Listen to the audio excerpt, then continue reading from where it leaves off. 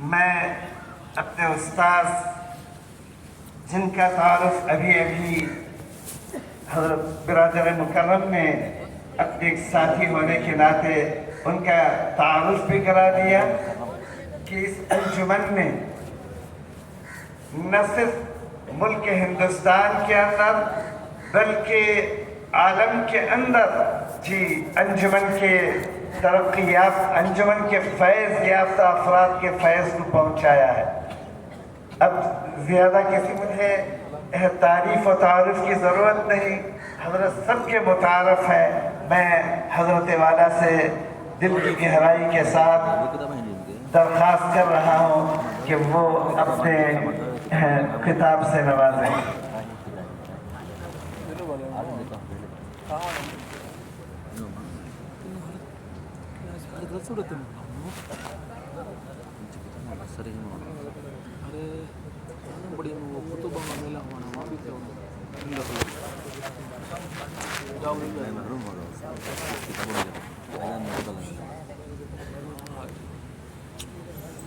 کتاب بھی لے آتے ہیں۔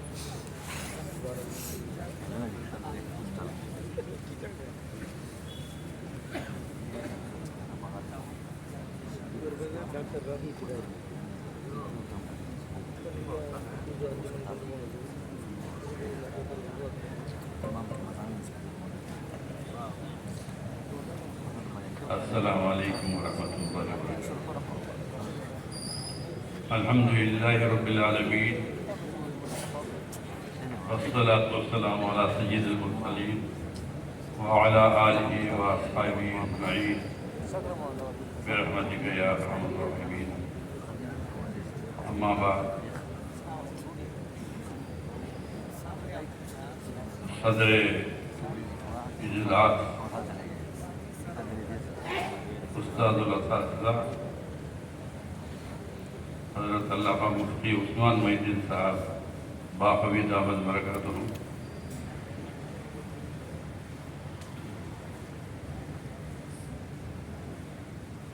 دارالعلوم سبیل الرشاد بنگلور کے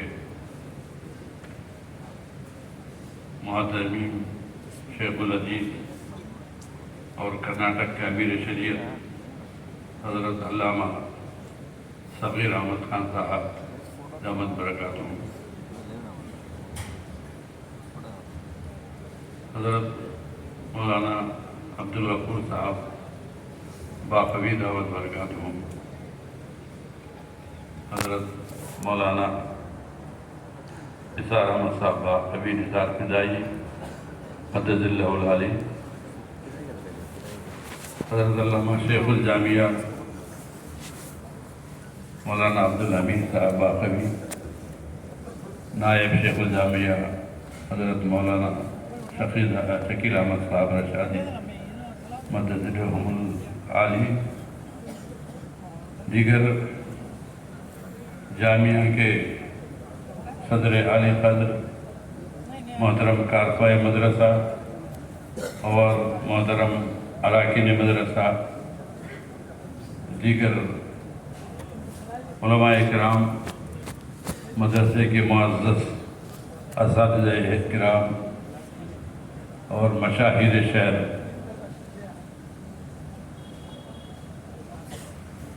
اس سے پیشتر مقررین حضرات نے جامع باقیات اور اس کے بانی علیہ رحمہ اعلیٰ حضرت شاہ عبد الوہاب صاحب قادری رحمۃ اللہ علیہ کے تعلق سے ان کے محاسن اور ان کے علمی کمالات کے بارے میں آپ حضرات کے سامنے بہت ساری باتیں رکھی ہیں۔ میں پھر دوبارہ انہیں دہرانا نہیں چاہتا، بس مجھے جو کہا گیا ہے، جس موضوع پہ کہنے کے لیے کہا گیا ہے، اسی کے تعلق سے چند باتیں عرض کر کے اپنے وقت میں کو ختم کر دیتا ہوں۔ ہندوستان کے ایک بہت بڑے محقق عرب و عجم میں جن کی پہچان آج بھی ہے، 250 سال سے ان بزرگ کی کتابیں عربی فارسی میں پڑھی جا رہی ہیں، وہ ہیں حضرت علامہ غلام علی آزاد بلگرامی رحمۃ اللہ علیہ۔ انہوں نے آزاد بلگرامی رحمۃ اللہ علیہ نے ایک معرکہ آرا کتاب لکھی، صبحۃ المرجان فی آثار ہندوستان اس کا نام۔ اس میں حضرت آزاد بلگرامی نے لکھا ہے کہ حضرت آدم علیہ السلام جب دنیا میں بھیجے گئے تو سب سے پہلے آپ اترے اس دنیا کے اس حصے میں جس کو ہم جنوب کہتے ہیں، سیلون میں، سری لنکا جس کو کہا جاتا ہے، وہاں پہاڑی پہ آج بھی حضرت آدم علیہ السلام کے قدموں کے نشان موجود ہیں، جس کی زیارت کے لیے صدیوں سے لوگ جاتے ہیں۔ حضرت آزاد بلگرامی نے لکھا کہ حضور اکرم صلی اللہ علیہ وسلم کا نور اللہ تبارک تعالیٰ نے آدم علیہ السلام کی پیشانی پہ رکھا تھا۔ آدم علیہ السلام مٹی سے بنائے گئے تھے، اس میں نور احمدی داخل ہونے کے بعد ہی جان آئی ہے اور تنویر آئی ہے۔ حضرت آدم علیہ السلام جنت سے آ گئے تھے اور اللہ کی بارگاہ میں رو رو کے گڑ گڑا کے دعائیں کرتے تھے، سجدہ کرتے تھے زمین۔ جس زمین پہ حضرت آدم علیہ السلام نے سجدے کیے، وہ زمین اس ہندوستان کی زمین، یہ بھی جنوبی ہند کی زمین تھی۔ تو حضرت نے لکھا کہ حضور اکرم صلی اللہ علیہ وسلم کے نور کو اس خاک ہند نے سب سے پہلے بوسا دیا۔ دنیا میں سب سے پہلے ہندوستان کی مٹی نے حضور اکرم صلی اللہ علیہ وسلم کے نور کو بوسا دیا۔ اسی وجہ سے حضور اکرم صلی اللہ علیہ وسلم نے ارشاد فرمایا، مجھے ہندوستان سے بوئے رحمانی آتی ہے۔ اور ایک اور محقق علامہ سید سلیمان ندوی رحمۃ اللہ علیہ نے عرب و ہند کے تعلقات میں لکھا کہ اس جنوبی خطے میں صحابہ کرام کی آمد کے چرچے تو ہیں، لیکن دستاویزی طور پر تابعین، تبع تابعین کے تشریف لانے کا ثبوت ملتا ہے۔ یہاں عرب پہلے اسلام سے پہلے تاجر کی حیثیت سے آیا کرتے تھے۔ ان کی آمد کے راستے دو، ایک ملیبار، دوسرا ماور۔ ماور جو ہے مدراس کے کنارے کو، سمندر کے کنارے کو کہا جاتا ہے، وہ گورمنڈل سے نلور تک کا سمندری علاقہ، اور ملیبار جو ہے یہ جو کیلیکٹ وغیرہ کا سمندری کنارہ ہے، تو وہاں سے آمد و رفت ان کی ہوتی تھی، اس میں سندھ بھی شامل تھی۔ تو عرب تاجر ملیبار اور ماور میں آتے تھے بحیثیت تاجر۔ جب انہوں نے دائرہ اسلام میں قدم رکھا، الحمدللہ مسلمان ہو گئے، تو اب وہ صرف تاجر نہیں رہے بلکہ تاجر کے ساتھ داعی اسلام بھی ہو گئے۔ پہلے صرف تاجر تھے عرب حضرات، اسلام آنے کے بعد وہ تاجر کے ساتھ داعی بھی بن گئے، اور ان کے پاس بس لوگوں کو اسلام کی طرف بلانے کے لیے دو ہی چیزیں تھیں، ایک کتاب اللہ، دوسرا سنت رسول اللہ۔ یہ دونوں چیزیں کتاب اللہ کو پڑھ کے سمجھاتے تھے، زبان آتی نہیں تھی، زبان بعض لوگوں نے سیکھ لیا، بعض لوگوں کو عربی زبان سکھایا۔ اس طرح اس علاقے میں بہت سارے خانوادے جو ہیں وہ عرب سے آئے ہوئے خاندان ہیں۔ میں نے تحقیقاً لکھا ہے کہ بانی رحمۃ اللہ علیہ کا خانوادہ بھی عرب سے آیا ہوا ہے۔ یہ بات میں نے حضرت مولانا ابو الصبح صاحب بڑے حضرت کو سنایا تو انہوں نے اس کی تصدیق کی۔ تو عرب تاجر اب صرف تاجر نہیں رہے، داعی رہے۔ انہوں نے دعوت اسلام دینے کے لیے قرآن اور حدیث کا پیغام لوگوں کے پاس پہنچایا۔ سب سے پہلے حضور اکرم صلی اللہ علیہ وسلم کے احادیث شریفہ کو ہندوستان میں کہیں سنایا گیا تو یہی ملبار ہے، یہی مدراس ہے، یہی جنوب کا علاقہ ہے۔ یہی سب سے پہلے حدیث کا درس دیا جاتا ہے، یہی سب سے پہلے ایک بہت بڑے اسلامی محافظ علامہ ابن حجر عسقلانی کے شاگرد رشید یہاں ہندوستان میں رہے ہیں۔ جب بہمنی سلطنت ہوئی، بہمنی سلطنت قائم ہوئی بیدر میں، تو اس وقت بہمنی سلطنت کے وزیر اعظم تھے خواجہ محمود گاواں۔ وہ حضرت ابن حجر عسقلانی کے تلمیذ تھے۔ انہوں نے حدیث حضرت ابن حجر عسقلانی سے سیکھی تھی، ان کا سلسلہ حضرت ابن حجر عسقلانی سے آگے جاتا ہے۔ اسی طرح کیرلا منجیری میں ابن حجر مکی نے تشریف لائے، ابن حجر مکی تشریف لائے، انہوں نے وہاں حدیث کا درس دیا۔ ان کا سلسلہ بھی حضرت ابن حجر مکی سے آگے بڑھتا، وہ حضور اکرم صلی اللہ علیہ وسلم تک پہنچتا۔ اسی طرح ہمارے اعلیٰ حضرت شاہ عبد الوہاب قادری رحمۃ اللہ علیہ نے حدیث کا درس لیا حضرت زین العابدین ماہل ویلوری رحمۃ اللہ علیہ سے۔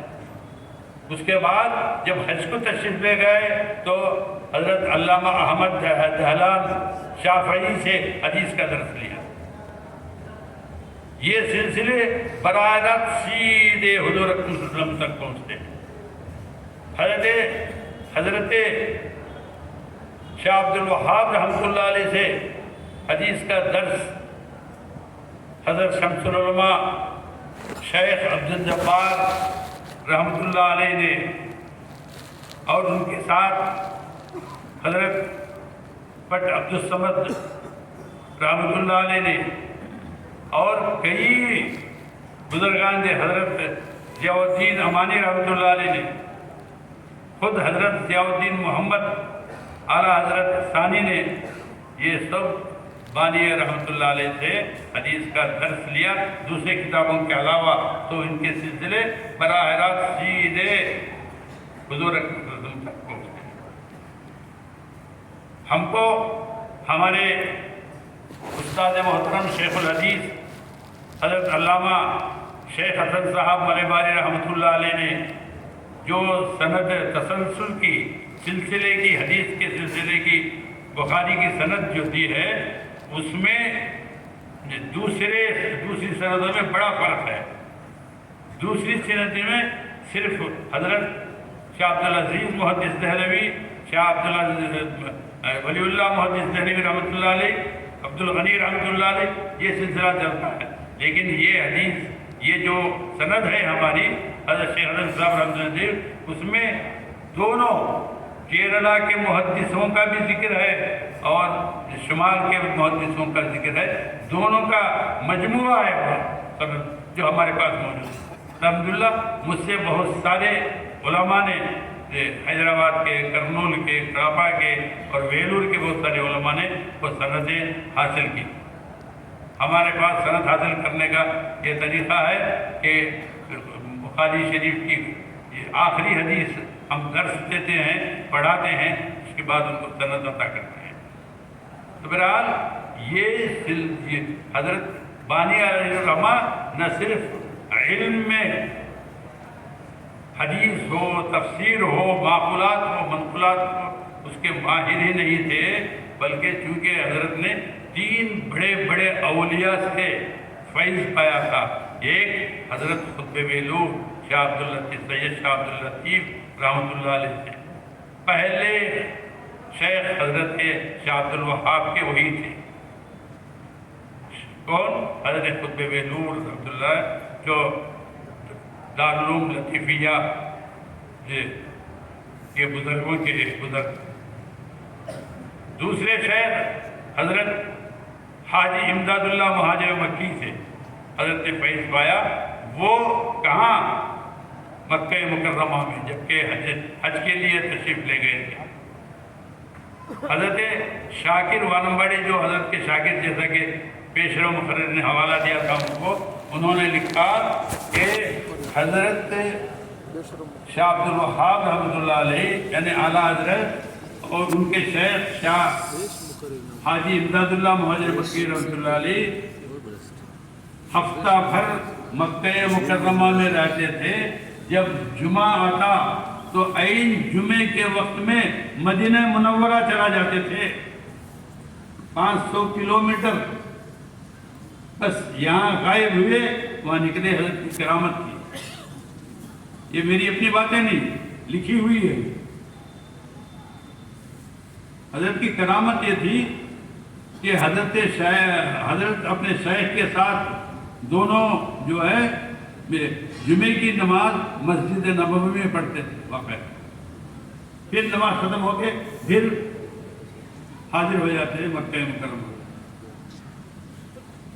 حضرت اعلیٰ حضرت ایک مرتبہ اس جامعہ مسجد میں عصر سے پہلے پہنچے. عصر کا وقت تھا، وضو بنانے کے لیے وضو بنا رہے تھے ہاؤس میں. اچانک حضرت نے پانی اچھالنا شروع کیا، پینی میں پانی اچھالنا شروع کیا. لوگ حیران ہو گئے، یہ کیا حضرت کے لیے کیا حرکت کر رہے ہیں، پانی اچھال رہے ہیں. لوگ پریشان ہو گئے، لیکن ادب کی وجہ سے کچھ نہیں کہا. حضرت نے نماز پڑھائی، اس کے بعد جس کام کے لیے آئے تھے اس کام کے لیے نکل گئے. بعد میں خادم خاص نے حضرت سے دریافت کیا، حضرت آپ نے وضو کرتے کرتے پانی کیوں اچھالی؟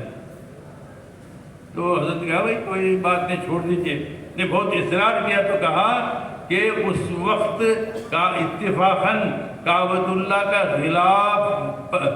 غلاف میں آنچ لگ گئی تھی، اسے بجھا رہا تھا. آنچ لگ گئی تھی غلاف میں تو میں بجھا رہا تھا. یہ الفاظ اعلیٰ حضرت بانی رحمۃ اللہ علیہ. ایک صاحب نے اس دن کو، اس واقعے کو نوٹ کر کے جب حج کو گئے تو وہاں کے لوگوں سے دریافت کیا تو وہ واقعہ بالکل صحیح تھا. یہ حضرت کی کرامتیں ہیں. علمی شخصیت بھی ہے، تقوی کی اہم ترین شخصیت ہے.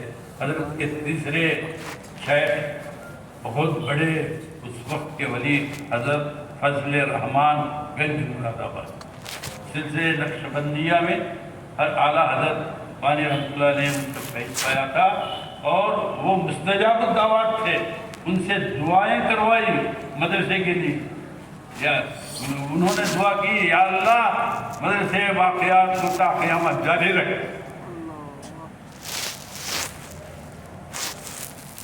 فضل گنج مراد آبادی کی دعائیں.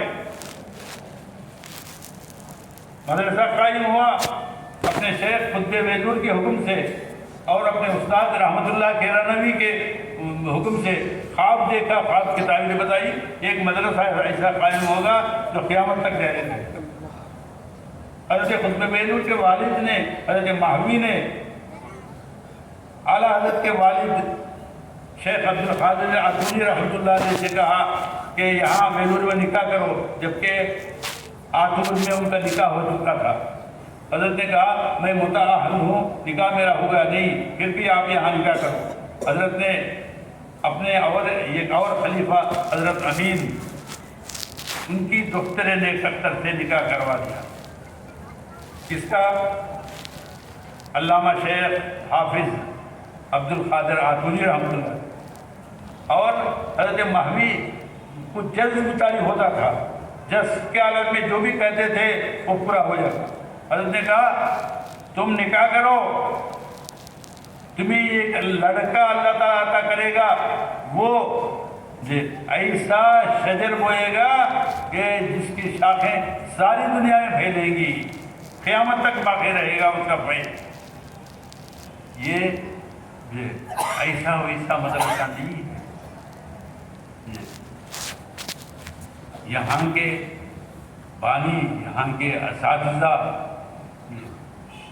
بہت علم و فضل کے بھی مالک تھے اور تقویٰ طہارت کے بھی حامل. تو مجھے زیادہ عرض کرنا نہیں ہے. آپ حضرات تو خوش قسمت ہیں کہ اس مدرسے سے فیض یافتہ ہیں. ہم بھی اور آپ بھی اسی مٹی کے ہیں, واقعاتی کے ہیں. یہاں جو جڑیں پیوست ہوئی ہیں اور اس کے بعد جو درخت بن کر یہ پھول پھل لگے ہوئے ہیں, تو اسی کا فیض ہے, اسی کا فیض ہے. ہم پر بھی اور ہمارے بزرگوں پر بھی اسی کا فیض ہے. حضرت بانی رحمۃ اللہ علیہ کے آپ دیکھیے, ہم جو بھی نیک کام کرتے ہیں, جو پڑھاتے ہیں, یہ سب کا فیض کس کو جاتا ہے؟ بانی رحمۃ اللہ علیہ. بے شمار بے شمار بے شمار.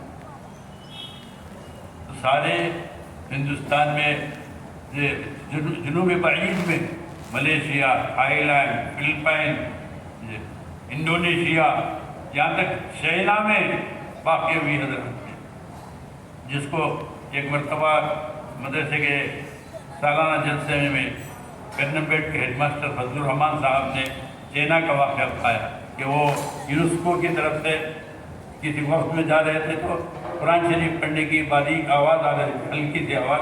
اور سمجھ بھائی اس وقت یہ کمیونسٹ ملک ہے, یہاں قرآن کی آواز کان لگا کے سن کے وہاں پہنچے, دروازہ کھٹکھٹایا تو کھولے نہیں ڈر کے. بہت دیر کے بعد دروازہ کھلا تو ایک صاحب آیا, کہا کہ کیا ہے؟ بھائی میں کوئی جاسوس واسوس سے نہیں ہوں, میں ہندوستان سے آیا ہوں, ہندی ہوں, میں باریک آواز قرآن شریف پڑھنے کے لیے تھی. تو انہوں نے کہا آپ کچھ نہ کہیں. نہیں بھائی بتائیے. تو میں اپنے بچے کو پڑھا رہا تھا. ارے آپ کون ہیں؟ تو انہوں نے کہا میں اپنے والد سے پڑھ چکا ہوں. آپ کا والد کا؟ میرے والد یہ ہندوستان میں ایک مدرسہ واقعات صالحات ویلور میں ہے, وہاں کی والد ہے. چائنا میں اسی کو حضرت امانی نے اشعار میں پیش کیا. چائنا اور انڈونیشیا میں باقی حضرات نے اشعار میں. تو اتنا بڑا فیض ہے.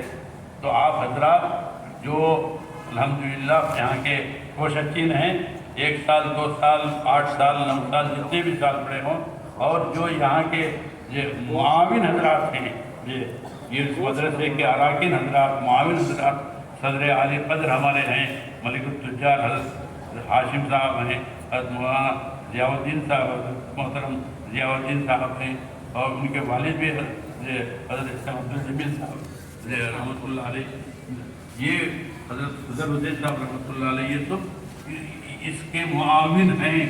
ان کو بھی یہ اجر ملتا رہے گا, ان کو بھی تا قیامت ملتا رہے گا. انشاءاللہ تعالیٰ سے یہ بہت ہی فیض بخش مقام ہے. اللہ تعالیٰ ہم کو اور آپ کو اس کے فیض سے کما حقہ حصہ پانے کی توفیق عطا فرمائے. اللہ تعالیٰ ہماری زندگیوں میں اس فیض کو طاقت رکھے, ہم کو ہمارے نسلوں میں بھی یہ فیض جاری رہے. بس میں اپنی بات کو ختم کرتا ہوں. واقع السلام علیکم.